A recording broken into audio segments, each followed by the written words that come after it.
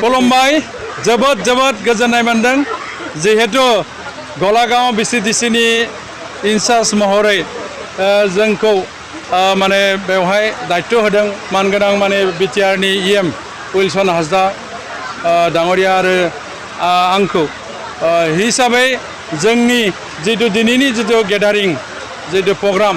बे प्रग्रामनि जितु नुथाय माने चिफ सार फैनायनि रादाबखौ मोननानै आरो मन्त्रि फैनायनि रादाबखौ मोननानै माने गलागांव VCDCनि सिङाव थानाय आइ आफा रायजो राजा अन्य जनगोष्ठीनिबो गासैबो ज' जानानै माने गोबारै अखा हानानै हाबाय थादोंब्लाबो बिथांमोना थोबसेबो लोरिनो नागिराखै आरो बिथांमोना जिहेतु चिफ सारनि जितु बिबुंथि बे बिबुंथिखौनो नेनानै दङमोन आरो दासिमबो मिटिङा जोबलांबाय माने बिथांखौ थाङै समावलागै थानायखौ जों नुनो मोनदों हिसाबै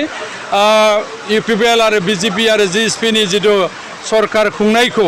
बिथांमोना गनायदों होननानै सानना लादों आरो जोंनि जितु माने उपुरिया बिसायख'थियाव जा केन्डिडेट सायख'दों बिथांनि फारसे अननाय आरो मोजां मोननायखौ जों नुनो मोनदों बेनिखायनो जिहेतु बिथांनि जानानै मिटिंखौ माने खोनासंनो फैदों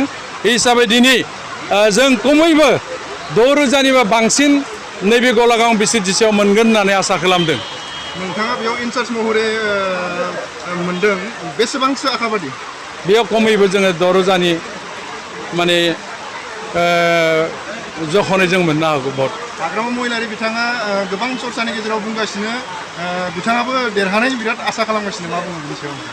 देरहानायखौथ' बिथांमोना ओरैनो बुंबाय दे पलिटिकेल डायलग बिथांमोननि मावखान्थिखौ मोजां मोनैनि थाखाय 17 जन माने MCLA मोननानैबो बिथांमोना बाहागो लाजादिया सरकार दानायाव बेनो बिथांमोननि मावखान्थिफोरा गाज्रि जादों जेरैबायदि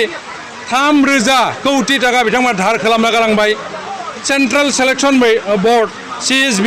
बे बोर्डखौबो केस फोनांना गालांबाय दिनै फुंबिलि होननाय जायगायाव माने हाबदान माने स्पेसियेल माने प्राइम मिनिस्टारनि जितु दलं लुनाय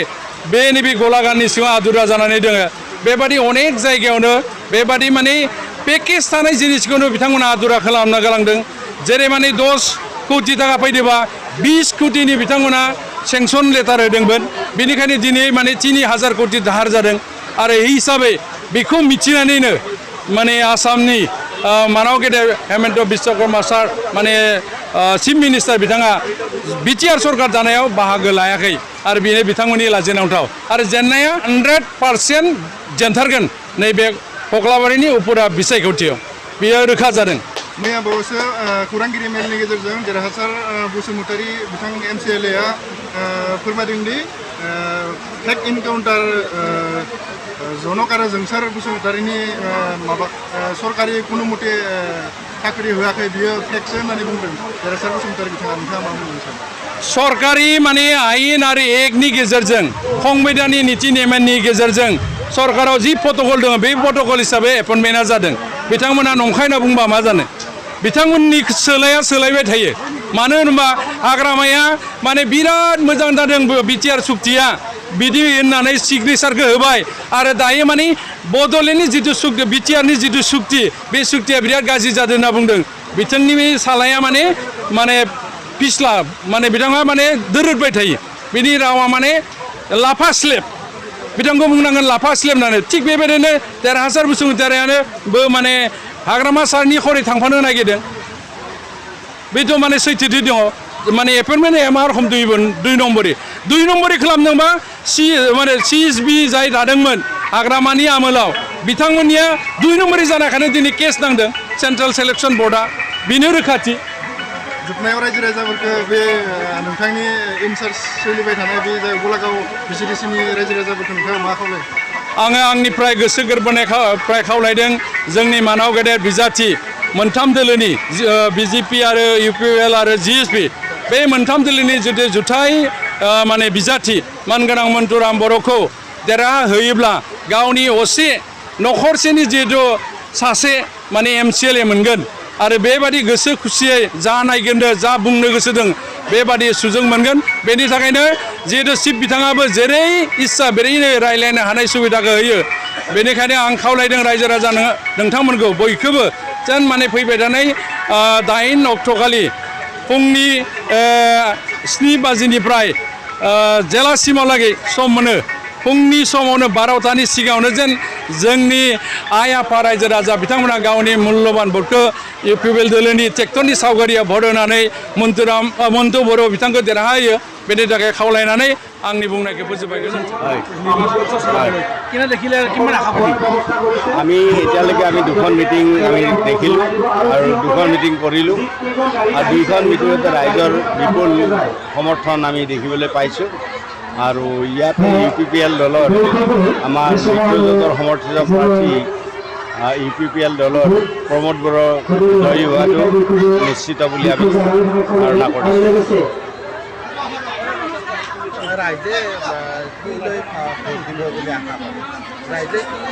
ৰাইজে এইবুলি ভোট দিব যে ইয়াতে দীৰ্ঘদিনৰ অভিজ্ঞতাৰ ফালৰ পৰা মই কৈছোঁ মই নিজৰ বক্তৃতাটো কৈছোঁ যে বিগত দিনত যিখন বিটিএডি চৰকাৰ চলি আছিল ইয়াত তো সেই সময়তো বিভিন্ন ঠাইত গোষ্ঠী সংঘৰ্ষ হৈছে যেনে আমাৰ ওদালগুৰি জিলাত সেই গোষ্ঠী সংঘৰ্ষত সকলো ৰাইজকে মানে সহায় কৰাৰ কাৰণে যাতে আমাৰ মাজত ভুল বুজাবুজি নহয় সকলো জনগোষ্ঠী যাতে ভালকৈ বসবাস কৰি থাকিব পাৰে তো তাৰ কাৰণে তেতিয়া মই যেতিয়া লিডাৰ অফ দ্য অপজিশ্যন আছোঁ অসম বিধানসভাত ময়ো তাত আছোঁ আৰু প্ৰমোদ বড়ো ডাঙৰীয়া আফচুৰ তেতিয়া প্ৰেচিডেণ্ট আছিল তো তেখেতে সেই অঞ্চলত ৰাইজক সহায় কৰাৰ কাৰণে তেখেতে যথেষ্টখিনি চেষ্টা কৰিছিল আজি ইয়াতে ভোট এইকাৰণে দিব যে মোৰ দীৰ্ঘদিনীয়া অভিজ্ঞতাৰ পৰা মই এইটোৱে দেখিবলৈ পাইছোঁ যে প্ৰথম আমি এনেকুৱা ধৰণৰ শান্তিপূৰ্ণভাৱে বড়ো অবড়ো সকলো জাতি জনগোষ্ঠী মিলি সকলোৱে একত্ৰিত হৈ এনেকৈ মিটিং কৰা আজি বহুত বছৰৰ মূৰত দেখিবলৈ পালোঁ আৰু এই শান্তি যে ইয়াতে স্থাপন হৈছে ইয়াৰে মূল কাৰণটো হৈছে ইয়াৰ গোটেই ক্ৰেডিটখিনি পাব আমাৰ প্ৰমোদ বড়ো ডাঙৰীয়াই আৰু প্ৰমোদ বড়ো ডাঙৰীয়াৰ কাৰণে আজি বিটিআৰত ইমান শান্তি হৈছে গতিকে শান্তিৰ স্বাৰ্থতেই আচলতে ৰাইজে ভোট দিব আৰু শান্তি হ'লে প্ৰগতি অট'মেটিক হ'ব বিৰোধী শক্তিক আপুনি কেনেদৰে চিহ্নিত কৰিব নাই একচুৱেলি বিৰোধী শক্তিক আমি কেনেদৰে চিহ্নিত কৰা বুলি কথা নাই আমাৰ কথা হ'ল কি যে আমাৰ আজিৰ দিনটোত আমি জিএছপি বিজেপি ইউপিপিএল আমি 3টা দল আমি ইয়াতে মিত্ৰজোঁট হিচাপে আমি খেলিছোঁ গতিকে আমাৰ বিগত দিনৰ যিবিলাক নিৰ্বাচনী এনালাইচিছৰ পৰা দেখা যায় যে আচলতে আমাৰ প্ৰাৰ্থী প্ৰমোদ বড়ো ডাঙৰীয়াই ইমান মানে আমাৰ প্ৰাৰ্থী মণ্টু বড়ো ডাঙৰীয়াই ভোট ইমানেই পাব যে বিৰোধী হয়তো বহুত পিছত থাকি যাব মোৰ দৃষ্টিভংগী এইবাৰ উপ নিৰ্বাচনত হাগ্ৰামা মহিলা নিশ্চিত হোৱাৰ সম্ভাৱনা আছে নেকি সেইটোতো তেওঁ 17 বছৰ তেওঁ আছিল 17 বছৰ আজি মই যিটো ৰাস্তাৰে আহিলোঁ গোলাগাঁৱৰ ৰাস্তাটো এই ৰাস্তাটো পকা নহ'ল ইমানটো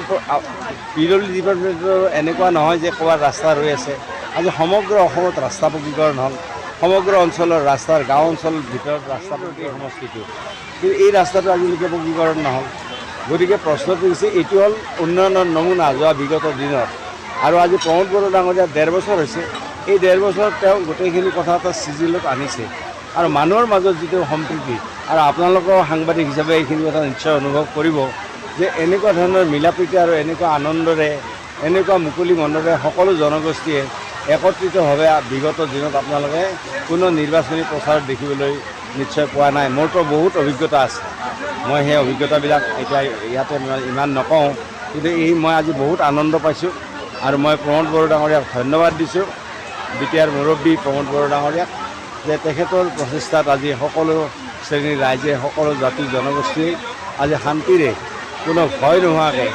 শান্তিৰে আজি নিজৰ অঞ্চলত বসবাস কৰিব পাৰিছে